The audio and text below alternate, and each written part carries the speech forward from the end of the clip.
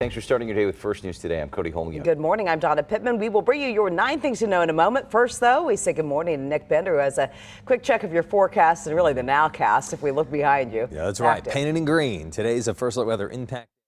Grab your rain gear. You are going to need it this morning. A big area of light, occasionally moderate rain. The heaviest of the rain is falling south of Interstate 70. You see those darker greens and yellows down near Mound City, Garnett, Lacine, moving toward Butler. Lighter shades of green along and north of Interstate 70 into northern Missouri. And all this rain is sweeping from the west to the east. But we are painted in light rain across Kansas City. A little lighter up here near the airport.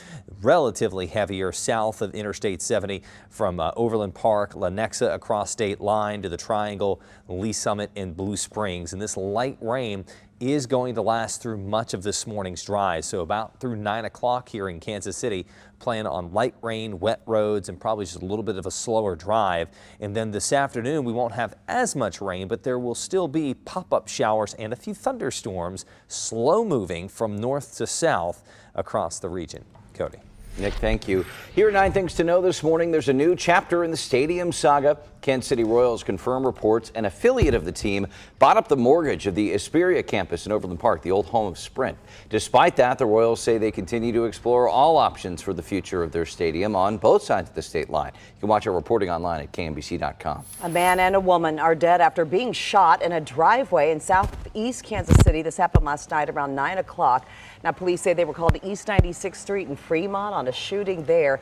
They say that the shooting stemmed from an argument. So far, no shooter in custody. If you know anything, call Crime Stoppers at 816-474-TIPS. You can always stay anonymous, and your tip could lead to a cash reward. North Kansas City police are warning the public about a person they call an armed and dangerous man on the loose. Police say 44-year-old Marquin Jones has several warrants out for his arrest. He's wanted in North Kansas City, Kansas City itself, Independence, Cole and Clay counties, as well as Georgia, Indiana, and New Jersey. If you see him, police say steer clear. Instead, just call 911. Because they weren't willing to meet. And after I did what I did, they said, we'll meet anytime you want. And we have an end date of July 9th. You call that chickening out? President Trump is facing backlash over his back and forth on tariffs from Wall Street. A reporter asked the president about new criticisms and a Wall Street term, taco trade, which apparently means Trump always chickens out. The president shot down the criticism. Meanwhile, a federal judge is blocking the attempts to impose tariffs under emergency powers, though the White House plans to appeal that ruling. Elon Musk has left his role as a special government employee. He spearheaded the Department of Government Efficiency, also known as DOGE, with the original goal of trying to cut down on wasteful spending in the government. His departure comes a day after he criticized the president's spending bill making its way through Congress. Secretary of State Marco Rubio says the U.S. will start revoking visas of some Chinese students. It's the latest move by the Trump administration, putting the future of foreign students in jeopardy.